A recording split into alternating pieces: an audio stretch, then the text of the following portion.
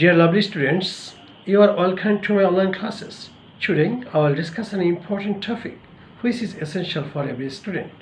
Okay, let me get started. প্রিয় শিক্ষার্থীরা, আজকে আমি তোমাদের সামনে ইংরেজি সি লেটারের উচ্চারণ নিয়ে আলোচনা করব। সি লেটারের সাধারণত তিনটি উচ্চারণ হয়ে থাকে, যেমন ক, দন্তস্ব অথবা স। এখন আমরা আলোচনা করব এই তিনটি উচ্চারণের নিয়ম।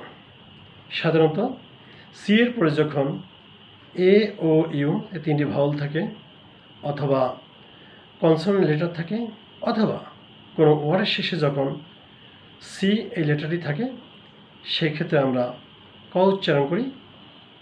ইংলিশে যেটাকে আমরা খ এ সাউন্ড বলে থাকি, যেমন খ্যাট, খাও, খাপ অথবা ফি। আবার সি এর পরে যখন ই, আই এই দুটি ভাওয়াল সাউন্ড এবং Y A semi Bhawal sound বা ভাওয়াল লেটারটি থাকে, সেই ক্ষেত্রে আমরা বাংলায় দন্তস্ব আর ইংলিশে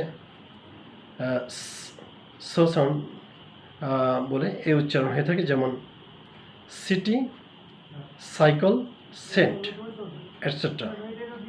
পাশাপাশি সি এর পরে যখন এইচ থাকে, সেক্ষেত্রে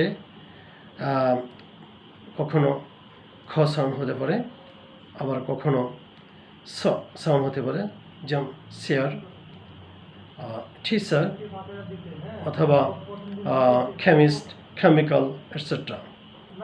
আবার সি এর পরে যখন ই থাকে, মাঝে মধ্যে সেখানে তালব্য সাউন্ড হয়, যেমন অথবা যেটাকে আমরা ইংলিশে বলি শ সাউন্ড, এটা হয়ে থাকে, যেমন ওশান।